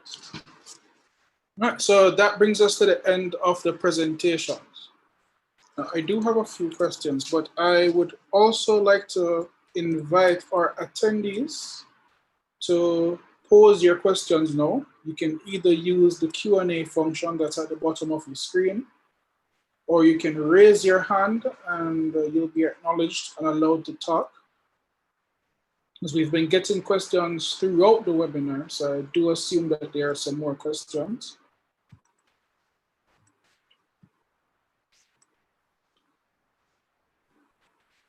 All right, so our panelists are here. Okay, so Clive, in your presentation, you had mentioned that previous rainwater harvesting systems tended to be, pretty large and expensive, community level, etc., not necessarily taking into consideration the needs of households. What did you realize were some of the long-term outcomes of the building of these very elaborate and expensive systems? Well, I think I might answer that question by kind of reversing it, because I guess the purpose of the project was to try and explore reasons why households aren't using rainwater as much as they could do, and what were the disincentives that were creating that situation, especially given over the last decade, or the last 2 or 3 decades really, the huge investment by international development agencies and other organizations into rainwater harvesting initiatives. And it was in looking at those rainwater harvesting initiatives and to find that their value to householders was really limited, because they tend to focus on large systems. And so they're promoting, even as demonstration projects, promoting large systems which most householders can't afford, or they don't have the space in their yard to attach it to their building anyway. And because of this focus on community schemes, there was very little energy or effort put into engaging at a household scale. Now, I mean, there are some good reasons why that might happen for international development agencies, such as it's very difficult for them to target individual households. It causes them a lot of problems.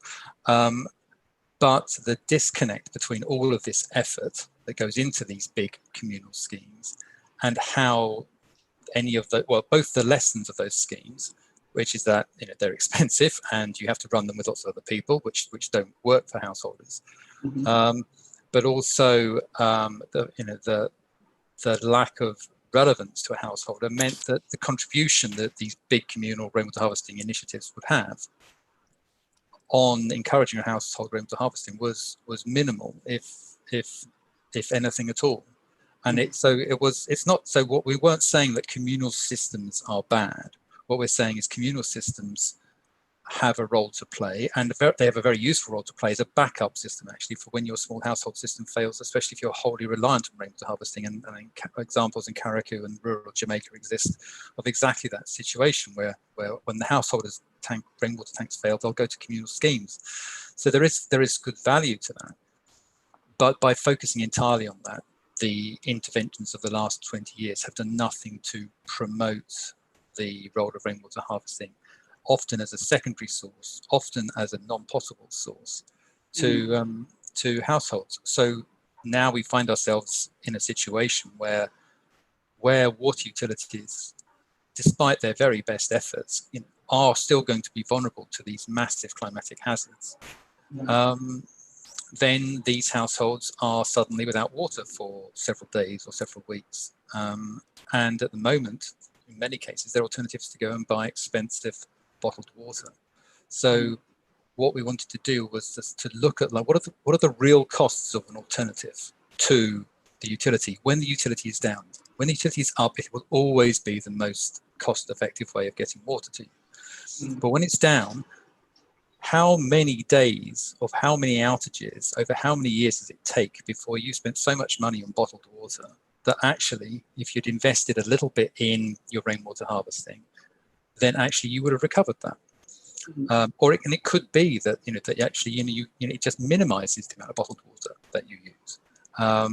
So it was to take a fresh look and to say that whatever's been done in the past hasn't provided the advocacy and the awareness raising. It hasn't provided the right messaging or provided the right lessons to encourage householders that there is a value to rainwater harvesting, but it's not necessarily the value that international development agencies thought, and the way they were trying to implement it was not quite the right way. And as the JNF just said, people are very willing to buy solar heaters. Everyone's willing to buy the next mobile phone, but because it has a value to them. But people aren't buying into or investing in rainwater harvesting because that value is not so obvious. And it's only when you lose something, your water utility, that the cost is incurred. So that was the exploration of what the project was trying to see. What were the reasons it wasn't being used, and then what could we usefully produce in terms of alternative guidance, and beyond that to the householders who are listening today, but also policy instruments, legislation changes, building codes, financial incentive packages that government can then take forward, or development agencies or donor funding agencies can take forward, local banks can take forward, that will then change the financial arrangements such that it is more attractive than buying bottled water.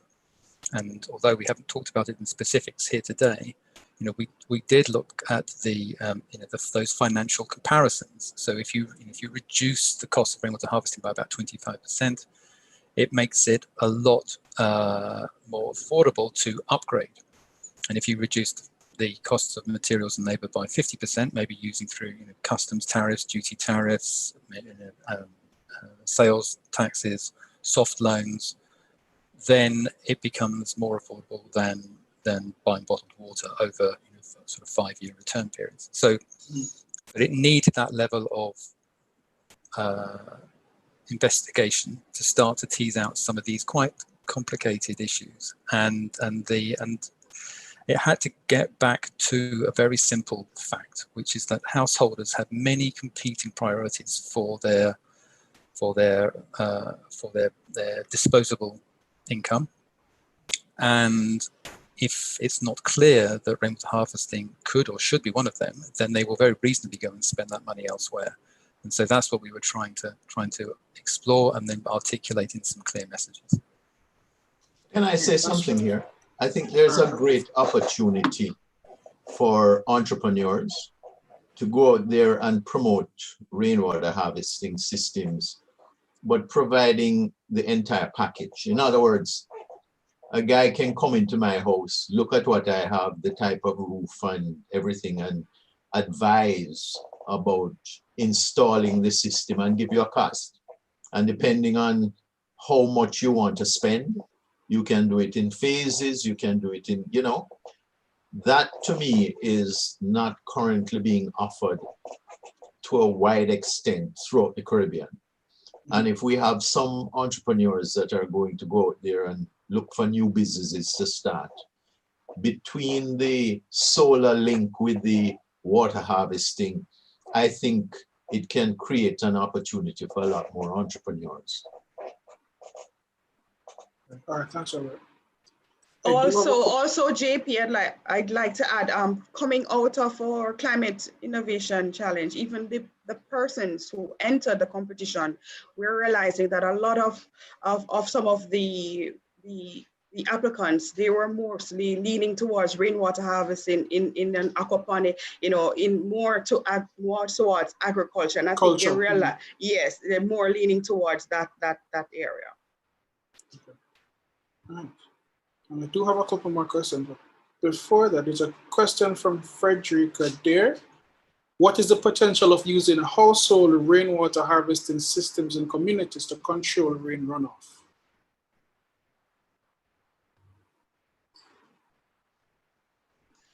A hypothetical engineering question.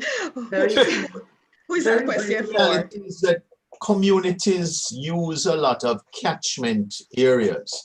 If you look in the rural areas, in particular of Jamaica, you will see where they create on a hillside a concrete area that flows into a tank, and you have different filtration systems going into the tank. That has to be kept cleaned, and it has to be also filtered. And what you do then is treat the water before it is distributed to the people in the community. Or you will distribute the water without treatment, but everybody in the community knows that they have to treat it themselves when it comes into their house. So there are different ways that you can do community water systems. I mean, up in an area called Old Road, which is just above a project I'm working on in St. Anne, the entire community lives off a community system, and they get their water from this catchment. The problem now is that the community has grown, the catchment hasn't grown, and the tank and all that. And now they're all looking at putting in individual rainwater harvesting systems themselves because they have no piped water coming into the community. So this is how things develop along lines where you talk about community systems and you talk about individual systems being linked. I think, JP, that obviously it's as a role, as a mechanism to try and reduce runoff, which I think was the way you phrased the question. Mm-hmm. You know, it really depends on how big the catchment going through the rainwater harvesting system is compared to the catchment that's contributing to the runoff. So in a rural area, it might be quite difficult for it to have quite a significant impact. Once you get into properly urbanized towns, then where you've got a lot of hard standing, I mean, much of that water you may not want to capture actually in terms of road drainage and so on. But clearly, the more hard standing there is, building roofs, pavements, the roads themselves, then the more runoff you're going to get off there.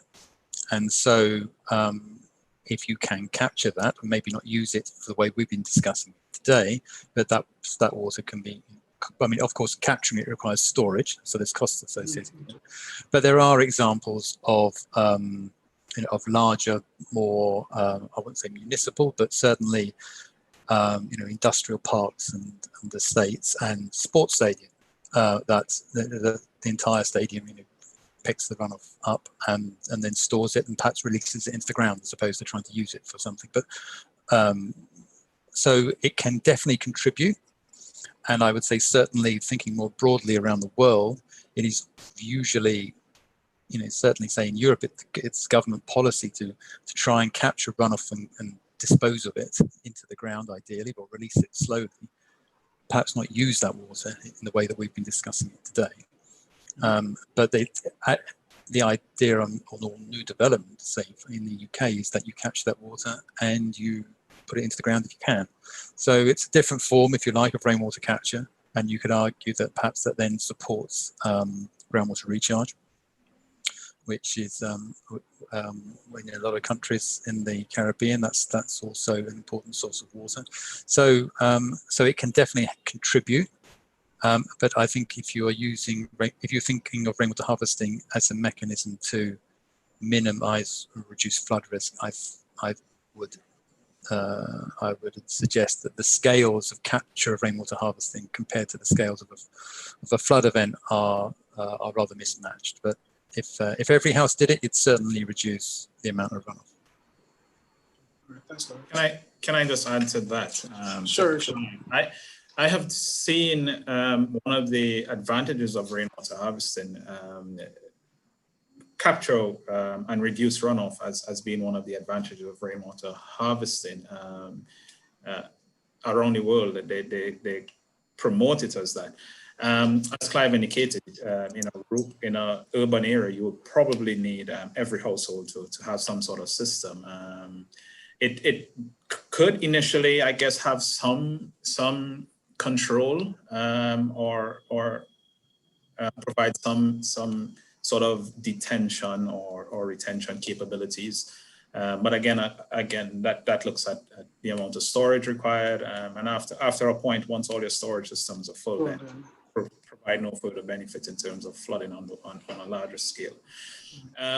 One thing also considered when you rainwater harvesting, especially when it comes to very large systems, you also, I guess, want to think about reduction in runoff to any river streams, and that river stream may also play an important role in other sources of water or for environmental flow. And so that's something that I also not consider, that if you put up very large systems, you may be actually affecting other sources of water, infiltration and stuff. So, I mean, there is a balance that you have to consider. All right, thanks, Richard. Lindonne, I had a question for you.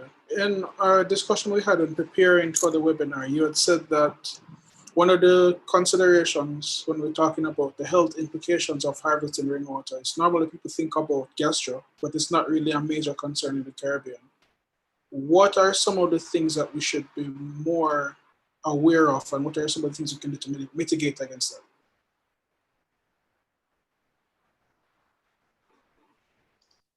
Can you please repeat? I was getting some feedback, so I'm not able to hear the question clearly. Yeah, when we were preparing for the webinar, you had mentioned that normally when we were discussing the public health implications or some of the public health considerations about harvesting rainwater, that the discussion tends to focus around gastrointestinal infections, but we really don't see many of those in the Caribbean. What are some of the things we should be more aware of in terms of the Caribbean region? Right. So largely what we've seen in the literature so far, and even in other reports, is a focus on the microorganism or the microbiological aspect of pollution, looking at contamination from those sources. But we have noted that there is not sufficient emphasis on chemical pollutants in rainwater. So for example, some years ago, Sheen et al. And other researchers, they found that in the Northern Caribbean, there was in the cisterns arsenic and pesticides that were from African countries. That's where they originated from. And in what we commonly call the African dust blow that happens at a certain time of the year across the Caribbean region, they noted that a lot of those chemicals and hazardous substances were carried across the from Africa into the region, deposited in catchment areas. Then we have rain immediately after, and those are washed into the systems, and they're finding it in quantities that may be significant for public health. So we need to be very mindful of that. People sometimes do not pay attention to, for example, the materials that are used to construct the facility. We spoke briefly about paints as well. What is used on the catchment area can be vaporized. Some of those compounds can be vaporized and then washed into the system. Some of them can be, after a while, they deteriorate in terms of the composition and then get washed into the systems. So we need to also be mindful of those sources that can contribute to chemical pollutants. Another thing too that we do not note would be the activities that are happening in the householders region or within the general community. For example, if you have agricultural activities or you have industrial activities in the area where you have effluent being let out into the environment, be it in the form of liquids or gases, you can have those as well being washed back into washed onto your catchment area and back into your system, as well as you can have underground leaching. Depends on how your system is set up or how durable or sturdy it is.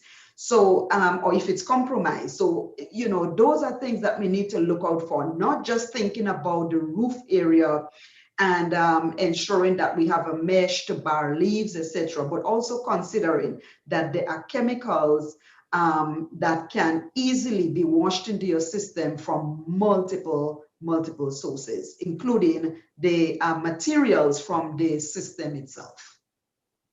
I just want to mention something about the future in terms of rainwater harvesting and the exposure of a wider cross-section of people to what is possible. We are now partnering through the water project with UTEC as well as with Heart Trust to roll out training programs next year in, the wider Caribbean, to be able to get people up to speed in terms of designing, developing, and installing these systems.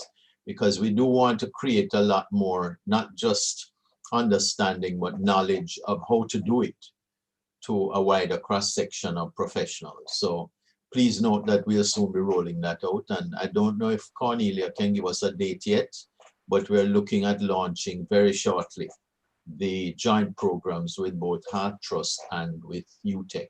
And down the road, it will be with UWI as well. Okay. All right, thank you, Albert. Richard, just a brief point, if I may. As we speak about the public health implications of rainwater harvesting, I think it is important for householders to also ensure that there is a relationship with the public health officers. Public health is a government responsibility, and largely the community needs to, government has the responsibility for ensuring that there are public health mechanisms and systems in place to address, any practice or so that may inherently or possibly cause or lead to some adverse outcome. Now, rainwater harvesting is such one situation, and it is important to ensure that there is that relationship between the householder or the community and the officer, so that while governments in the Caribbean do have limited resources to monitor and to do surveillance, we can ensure that when there is a need or when there is a heightened risk to the community, that easily the community or the householder can access your public health officer and have them come in and assist you in assessing what is happening. And that can contribute greatly to reduce possibly the potential problems that may continue to persist. relating to your system. Okay. Thank you so much, Lindonne.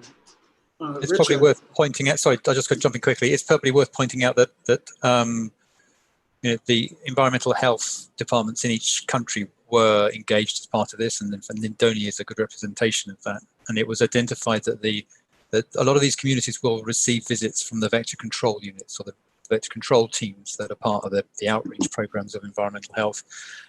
They use household inspection forms and household inspection surveys to look at a whole raft of environmental and public health issues.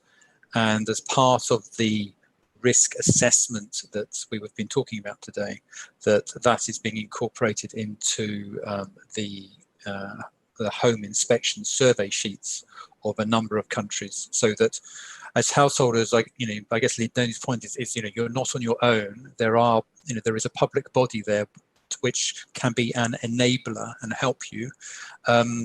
All environmental agencies, you know, have limited resources, and so, you know, the reason we're adopting a qualitative approach to risk assessment is so that you yourselves can make these decisions without having to wait for a laboratory sample that may never come back or may never be ever, you know, sent off in the first place, so that you take control of understanding what the risks are in a very simplistic way.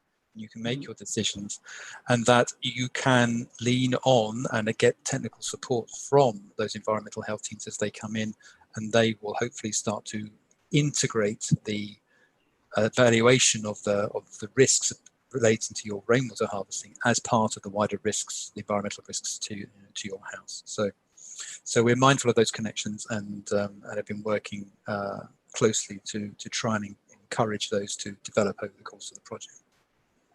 All right, thanks, Clive. So Richard, two questions. The first is, so we've established that for the majority of persons who get water from the public system or from the built infrastructure, that rainwater harvesting will be a secondary source. But some people may still want to know, how small can you start? And the second question, just kind of connected to that, is we've spoken a lot about first flush systems, but we haven't defined them. So just for the benefit of persons who may not know, then let them know what a first flush system is. Because to me, well, it's a fairly new concept to me, and I've seen a lot of informal and formal rainwater harvesting systems. Sure.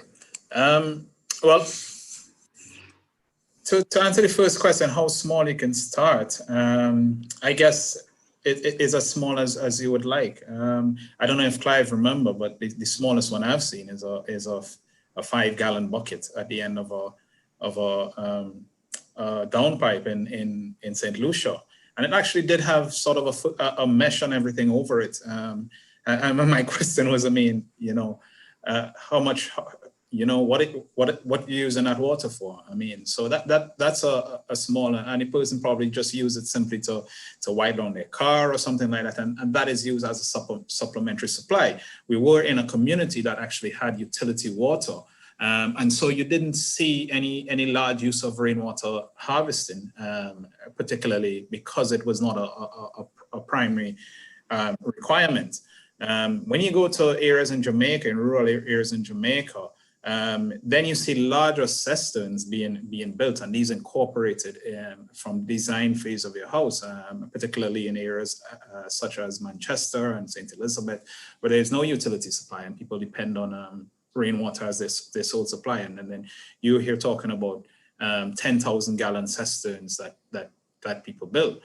What is good about rainwater harvesting is that you are doing a new build or a retrofit, is that it offers you the opportunity to incrementally scale up your system. So yes, you can start with a 5-gallon bucket or a 55-gallon drum, but once you have the space required, you can incrementally increase your storage capacity over time. So it manages could start as small as you want. I see a lot of people starting their systems with the those shipping barrels, those 55-gallon shipping barrels, and they use that as their sort of initial capture at the end of a gutter pipe, and they tend to use that water for non-potable uses, and then over time they develop that over time to larger systems.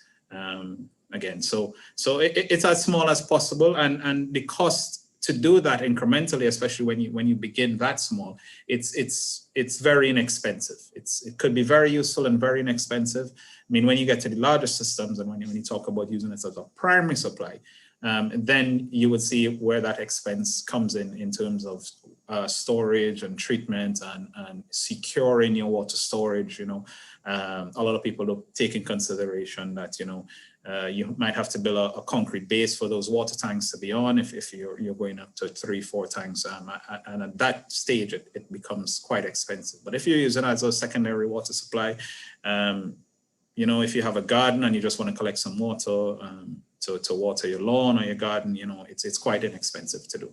And if it's on a household level, I mean, you have that catchment area already, which is your roof. So you just have to collect it. Yeah. In terms of a first flush, the correct term is a first flush diverter. And there are many versions of it around. I've seen plenty different types of versions of first flush diverters. Typically, what it does is that it's connected to your downpipe, but it is always installed or should be installed before it reaches to your storage area. And what that does is that it allows, when rain falls on your catchment or your roof, that rain begins to wash any debris, chemicals or particles off your roof. And that, of course, is headed to your storage. And what that first flush diverter do is allows that water to be diverted away from your storage area. So you don't capture sort of those chemicals or those debris into your storage tank, which can get into your distribution system and consume. So it's really sort of a system to improve your storage and your water quality from your rainwater harvesting system. Now, they could be manual or automatic. That is, they could be simple, a pipe or a tap, and you could turn the tap to divert the water manually. But of course, that depends on somebody being there when rain is falling, and understanding how long to wait. You don't want to wait too long, and then you don't catch enough rainwater. But then you don't want to wait too little and not get enough rainfall that will flush your roof from debris and sediments. And there are some what we call automatic ones, but it's really sort of simple things using things like balls, a float ball that will actually capture and lock off your first flush diverter when you've captured a certain volume of water. Again, there are some assumptions taken in consideration there, because you have to understand the size of your first flush diverter, the size of your roof, and how much water you need to capture. So really what it is, it's a system to improve your initial water quality before it gets to storage. Yeah. But I mean, some of them are really, they really can be very simple. It can literally just be a T joint on the pipe that goes from off the roof down to your tank, and off that T joint, is 6 feet of additional downpipe, and you put a screw cap on the end of it. And you take that off, and obviously all the water that's gone into that vertical 6 feet then just comes out the bottom. And then, as Richard said, you can add complexity as you wish to. And I think what we're really trying to say is, look, we call it a ladder of technologies, or maybe we didn't explain that term, but what we meant was there are some really small, cheap things here, and then as you spend more money, they can become more complicated and more technical, and obviously more effective. But going back to your point as to how big can you start, Richard's kind of answer was perhaps directed more towards the size of the vessels, and the sizes of the vessels or the storage, they're always the most expensive thing.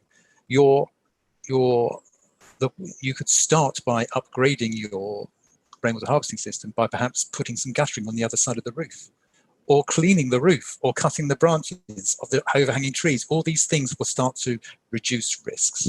And so even zero cost activities such as cleaning the roof, cutting the branches back, stopping the rats getting on the roof, those types of things will significantly improve the water quality. So it literally goes from nothing to whatever maybe you can afford, another piece of guttering, you don't have to do all the guttering, and then maybe a mesh putting on the tank or whatever it might be. And then the big investments are, of course, the storage. But this is what we're trying to say. You can go from nothing to a huge investment and take your time to do it, each thing making a difference. And I just want to add something about costs associated. A lot of times people are knowledgeable or have enough knowledge about rainwater harvesting. But if you say to them rainwater harvesting, they don't understand the term. But if you tell them, do you collect water from your roof to use? They understand that. And so I've encountered where I've gone to a plumber and say, listen, I would like you to cost me for installing a rainwater harvesting system. And he watches me and says, he doesn't know what I'm talking about. And then when I explain what I want to, he's like, yeah, well, I could do that. I do that all the time. So, sometimes it's simple. To reduce costs is probably just getting the householder or people to understand what you're trying to say to them. And they could come up with a lot of innovative methods that they could use. They will be, quite inexpensive. And so it's not only just understanding of rainwater harvesting or the terms, but, if they understand the process, then it could be quite cost effective. Yes, which goes back to the point of the awareness. Why is it important for us to build awareness, right? In Jamaica here and also in the Caribbean. It goes right back to that. All right. Thanks, Cornelia. My next and final question is actually to you. You said that you're running a pilot in 9 households? Yes, that's correct. What form does a pilot take? So what we've done is actually we had a little sort, and then some people, they would have applied to the project, and we would have chosen 9 people. There are different things that we have hired a contractor who went in, look at what each household needed, and installed a different number of devices or measures in order for them to conserve water. Some of the stuff that were done was rainwater harvesting, installing tanks, changing faucets, including water efficient washing machines, etc. Mm-hmm. Analysis has been done on those households, and right away, up to 30% reduction in use has been reported. All right, thank you so much. All right, now are there any questions or any more questions from the attendees? Just while you're gathering those, JP, I should probably say that the PPCR project itself is setting up demonstration projects, and I mean you'll have to speak to Ainsley as to where the locations were finally selected, and these take a slightly different approach, which is to demonstrate this ladder of technology. So there are buildings up which collect the rainwater, and the demonstration project is paying for the setup of normally on a Ministry of Health building, because then you have access to their water quality labs. Simple demonstration projects that show 4 or 5 different techniques to capturing the rainwater, from no filters into an old drum with no mosquito nets, through to a really amazingly engineered solution, and 2 or 3 steps in between that, so people can go and visit these, and they can also go and see what the water quality is, from literally an unimproved barrel with a downpipe in it to something better than that, and actually see that it does make a difference if you make these small changes, right the way through to if I want to invest in new tanks and so on, then this is a good way of doing it.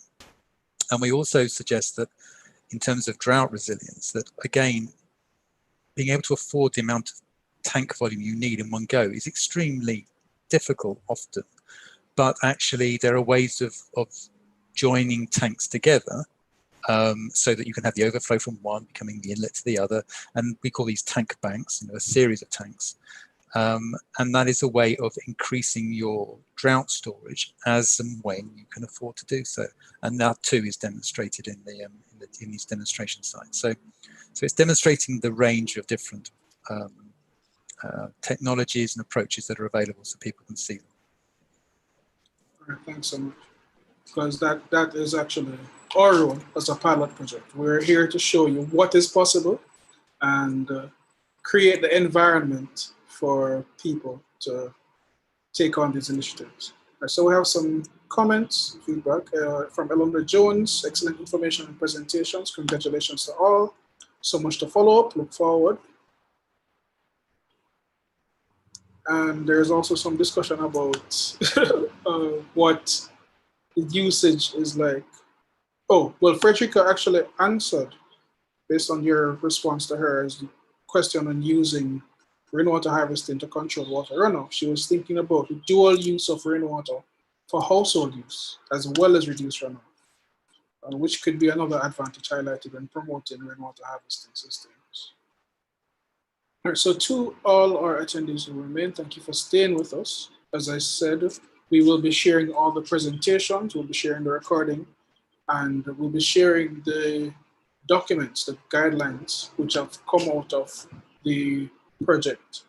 Thank you so much to our presenters. It's been very informative for myself and for the attendees. As you can see, the discussions kept on going during the webinar, so you know that people are really engaged. We'll be in touch, and please remember, if you haven't sent me a presentation yet, just send it to me. Thank you. Oh, and do continue to keep safe in these uncertain times. Thank you so much. Good afternoon, everyone. Keep safe all. Thanks a lot.